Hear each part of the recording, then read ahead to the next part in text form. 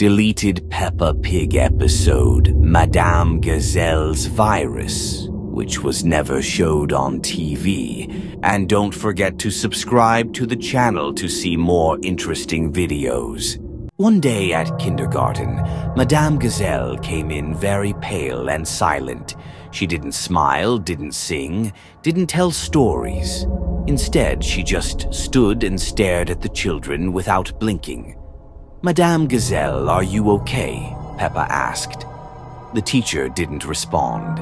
She only whispered softly, "You will become like me too."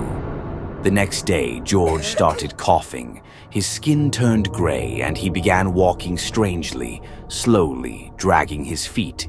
Daddy Pig said it was just a cold. But soon, Mummy Pig got sick too. Then Susie, then Daddy. The eyes of the infected turned cloudy. They stopped talking. They only whispered, "The virus is inside.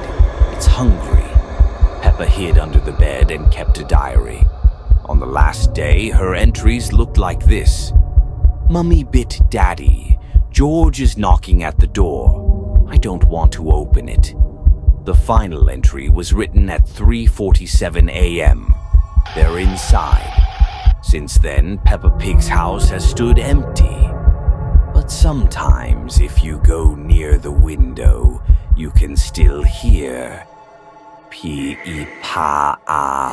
Join us.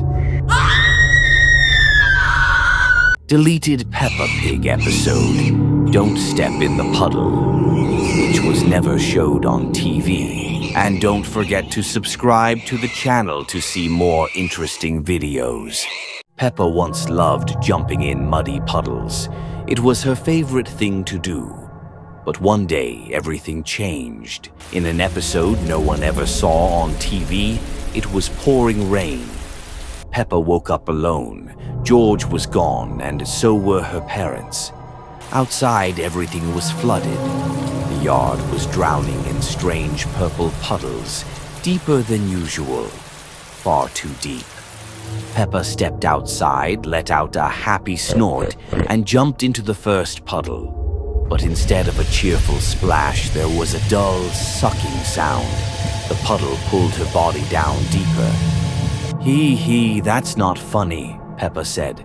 "Let go." But the puddle only pulled harder. Suddenly, a face rose from the water. It looked like hers, but with no eyes and a stretched mouth. It spoke. "One jump, and you stay forever." Shadows began rising from the puddle. First Daddy, then George. "Jump with us, Peppa. We're family." The puddle dragged her even deeper, and then she began to change into a monster. The last thing she saw was the sky. Since then, in every episode, if you look closely at the puddles, you can see a face. And if a child stares at the screen too long, tiny reflections appear in their eyes too. Small, wet, and calling them to jump. A bright autumn morning filled Peppa's house with excitement. Today was Halloween, and the family prepared for their favorite spooky celebration. Peppa and George carved pumpkins with Daddy Pig. The jack-o'-lanterns grinned with sharp, menacing teeth that seemed almost too realistic. Mummy Pig decorated the house with fake spider webs and plastic skeletons. But something felt different this year. The decorations moved slightly in still air. The family dressed in their Halloween costumes. Peppa wore a witch hat, George became a little ghost, and their parents chose vampire outfits. As evening approached, strange fog rolled through their neighborhood. The jack-o'-lanterns began glowing with an eerie, unnatural orange light that pulsed like heartbeats. Peppa noticed their carved pumpkins' expressions had changed. The smiles became wider, more sinister, and the eyes seemed to follow her movements around the room. During trick-or-treating, the children knocked on doors but found only empty houses. No lights were on, yet candy appeared mysteriously in their bags. George's ghost costume began floating on its own, lifting him off the ground. His frightened squeals echoed through the empty streets as he drifted higher. The plastic Halloween decorations came alive. Skeleton hands reached out from fake graves, and rubber bats flew in circles around the terrified family. Daddy Pig tried to remove his vampire costume, but the fangs had grown into his real teeth. His reflection disappeared from windows and mirrors. Mummy Pig's witch hat wouldn't come off her head. She began speaking in ancient languages she didn't understand, casting spells against her will. The jack-o'-lanterns started moving by themselves, rolling through the streets and surrounding the family with their glowing, evil grins. All the neighborhood children had vanished.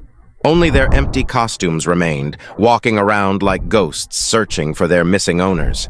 The family realized they were trapped in an endless Halloween night.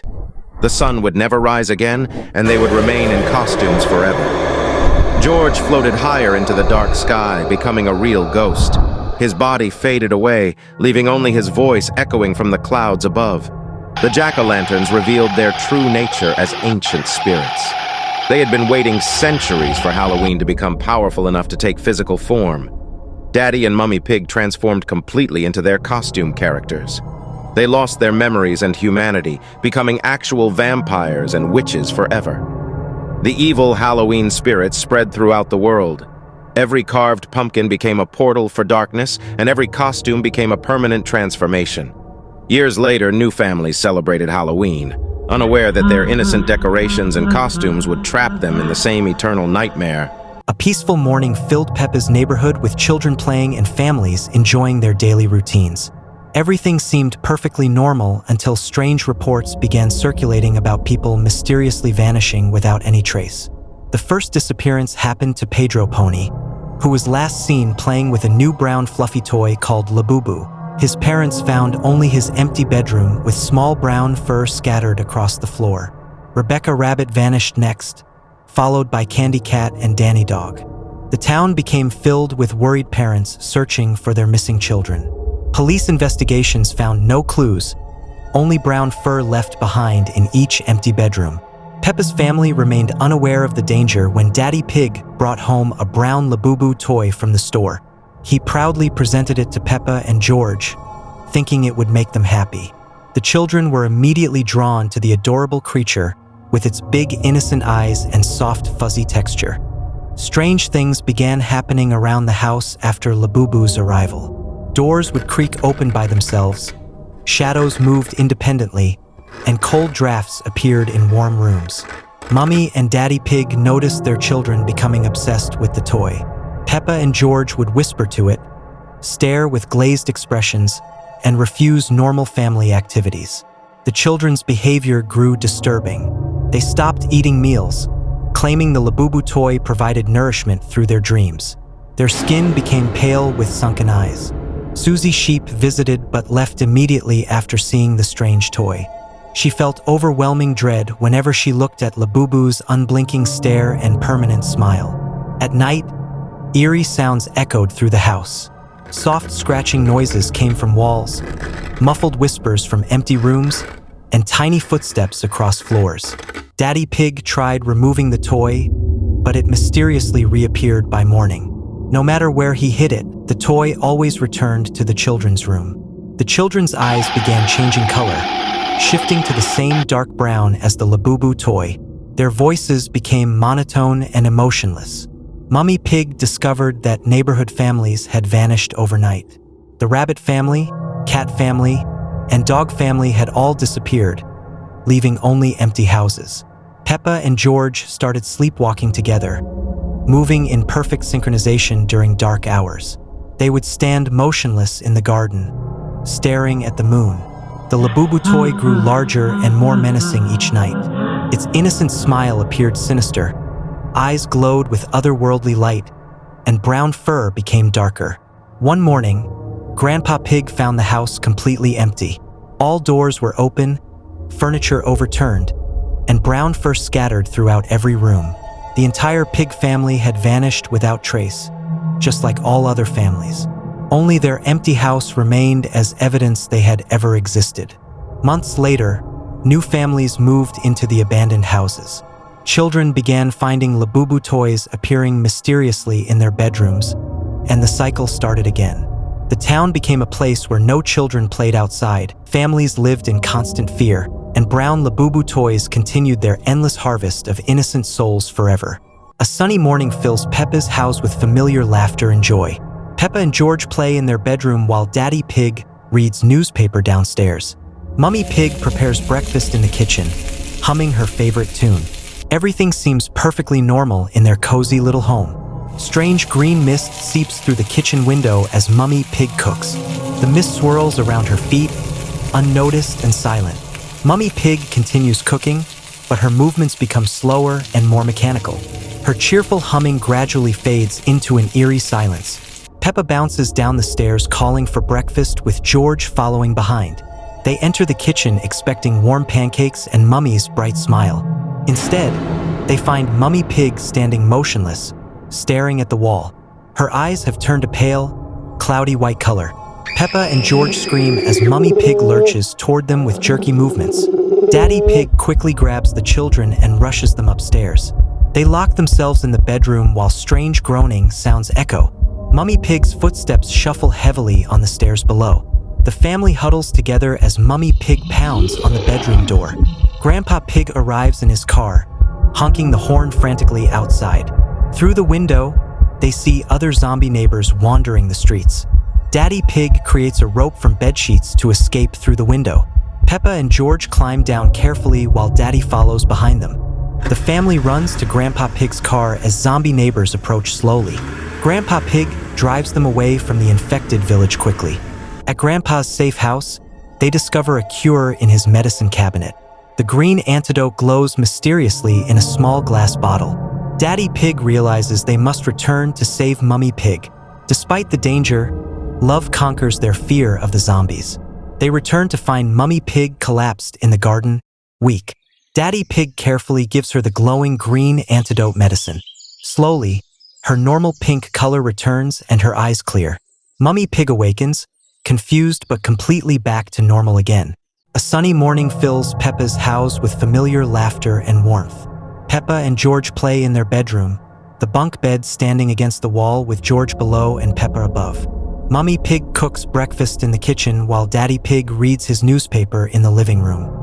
Everything seems perfectly normal, but a subtle tension hangs in the air like morning mist. Peppa jumps in muddy puddles outside, her usual joyful squeals echoing through the garden. But something feels different today. Her jumps are more aggressive, more violent. The mud splashes higher than usual, covering her face in dark streaks. Her eyes gleam with an unusual hunger as she stares at the dirty water. The family gathers for lunch around their familiar red table. Peppa sits quietly, which is very unusual for her. Her parents exchange worried glances as she pushes her food around the plate. Suddenly, Peppa's teeth begin to grow longer and sharper. Nobody notices at first, but the transformation has begun. Peppa and Susie play in the garden, but the games have changed. Peppa chases Susie with predatory intensity, her new teeth clicking together hungrily. Susie runs in terror, her bleating cries echoing across the hills. The innocent playground has become a hunting ground. Mummy and Daddy Pig finally see what their daughter has become. They stand frozen in the doorway, unable to comprehend the monster their sweet Peppa has turned into. Her growls fill the house, replacing the laughter that once echoed through these walls. The family portrait on the wall seems to watch in silent horror. Peppa prowls through the house at night, her teeth gleaming in the moonlight streaming through the windows. Every creak of the floorboards sounds like a predator stalking its prey. The familiar home has become a dark maze where danger lurks in every shadow. The other animal families in the village begin to disappear one by one. Empty houses dot the hillside like missing teeth in a smile. Only muddy footprints and strange bite marks remain as evidence of what happened. The cheerful community has become a ghost town. Grandpa Pig arrives to find his family's house eerily quiet. He calls out for everyone, but only silence answers. The sun sets over the empty village as Peppa stands alone on the hilltop. Her transformation is complete. She is no longer the innocent little pig everyone loved. The wind carries her haunting laughter across the abandoned landscape. The lesson is clear. Sometimes the monsters we fear most are the ones we create ourselves. It was bedtime at Peppa Pig's house, and the evening shadows grew longer across the children's bedroom. Peppa climbed into her top bunk while George settled into his bed below. The familiar pink wardrobe stood in the corner, its doors slightly ajar. The house fell into peaceful silence, but something felt different tonight. A strange scratching sound echoed from inside Peppa's wardrobe. Peppa lay awake, listening to the odd noises coming from her closet. The scratching grew louder, accompanied by a low, rumbling growl. She pulled her blanket over her head, hoping it was just her imagination. George stirred below, whimpering softly in his sleep. The wardrobe door creaked open wider, and a cold draft filled the room. Two glowing red eyes appeared in the darkness of the closet, watching Peppa with hungry intensity. She wanted to call for Mummy and Daddy, but fear had stolen her voice. The creature in the wardrobe began to emerge, its massive shadow stretching across the bedroom wall. It had long, twisted claws and matted fur that seemed to absorb the light. Peppa finally found her courage and screamed for help, waking George, who began crying in terror. The monster paused, tilting its enormous head as footsteps thundered up the stairs. Mummy and Daddy Pig burst into the room, switching on the lights. The creature vanished instantly, leaving only the open wardrobe and two frightened children. Mummy Pig comforted Peppa while Daddy Pig checked the wardrobe thoroughly, finding nothing unusual. They assured the children it was just a nightmare and tucked them back into bed. But as soon as the parents left, the scratching sounds returned, more aggressive than before. The monster's eyes reappeared in the darkness, and this time it stepped fully into the room. Its massive form towered over the bunk beds, dripping with an otherworldly darkness. Peppa and George huddled together, too terrified to move or scream. The next morning, Peppa told her family about the monster, but they dismissed it as an overactive imagination. At breakfast, dark circles shadowed her eyes from lack of sleep. Susie Sheep came to play, and Peppa desperately tried to explain about the creature in her wardrobe. Susie laughed it off, suggesting they play dress up with Peppa's clothes. But when they opened the wardrobe, all of Peppa's beautiful dresses were torn to shreds, hanging in tatters. Strange claw marks scarred the wooden walls inside the closet. That evening, Peppa begged to sleep in her parents' room, but they insisted she face her fears. Daddy Pig installed a new lock on the wardrobe door, thinking it would help. As night fell, the familiar scratching began again, but this time the locked door rattled violently. The monster was trying to break free, its growls echoing through the house. The lock held for a while, but then came a tremendous crash as the wardrobe door exploded open. The creature emerged, larger and more terrifying than ever before. The monster's presence filled the room with an icy chill that made the windows frost over. It moved with predatory grace toward Peppa's bed, its red eyes burning with malevolent hunger. George had fainted from fear, lying motionless in his lower bunk. Peppa pressed herself against the wall, watching in horror as the creature's claws extended toward her. Just then, Grandpa Pig appeared in the doorway, holding an old, leather-bound book. His face was grim but determined as he began reading ancient words in a language Peppa didn't understand. The monster recoiled from Grandpa Pig's words, writhing as if in pain. Grandpa continued his incantation, and the creature began to shrink and fade. He explained that this was an ancient shadow beast that fed on children's fears. Grandpa Pig sealed the wardrobe with special symbols drawn in white chalk, explaining that the monster could never return as long as the seals remained intact. He told Peppa that courage was the strongest weapon against such creatures, and that she had been braver than she knew. The family gathered around, finally believing Peppa's story after witnessing the supernatural events. With the monster gone, peace returned to the Pig household. Peppa slept soundly for the first time in days, no longer afraid of the darkness in her room. And though Peppa grew up to be brave and strong, she never forgot the lesson that sometimes the things that go bump in the night are more than just imagination. A sunny morning fills Peppa's house with familiar laughter. Peppa and George play in their bedroom where the bunk bed stands against the wall, George below, Peppa above. Mummy Pig cooks in the kitchen while Daddy Pig reads his newspaper in the living room. Everything seems normal, but a subtle, barely noticeable tension hangs in the air. The lights in Peppa's room begin to flicker strangely. The toys on the shelf start moving by themselves, slowly turning their heads toward the children. Peppa notices something is wrong but tries to stay calm. George's dinosaur toy falls to the floor with a loud crash, making both children jump. Downstairs, Mummy Pig hears strange noises coming from upstairs. The kitchen lights dim and brighten repeatedly. Plates and cups on the counter start rattling without any wind. She calls for Daddy Pig, but her voice sounds hollow and distant in the suddenly cold house. Daddy Pig's newspaper pages turn by themselves as he sits frozen in his chair. The television switches channels rapidly, showing only static and dark images. His glasses fog up mysteriously, and he can hear whispers coming from the walls around him. Peppa and George huddle together on the lower bunk as shadows move across their bedroom walls. The wardrobe door creaks open slowly, revealing nothing but darkness inside. Cold air flows from the opening. Both children shiver as their breath becomes visible in the suddenly freezing room. The family gathers in the living room, all looking pale and frightened. Outside, the sky has turned an unnatural gray color despite it being midday. The windows fog up from inside, and strange handprints appear on the glass. No one speaks as they watch the mysterious marks spread across every window. Susie Sheep arrives at the front door, but her eyes are completely white and her movements are stiff and unnatural. She speaks in a voice that doesn't sound like her own, asking to come inside. The ghost finally reveals itself as a translucent figure floating in the center of the living room. It wears old-fashioned clothes and has a sad, lonely expression. The temperature drops even further, and everyone's breath creates thick clouds of vapor. The ghost reaches out toward the family with pale, ghostly hands.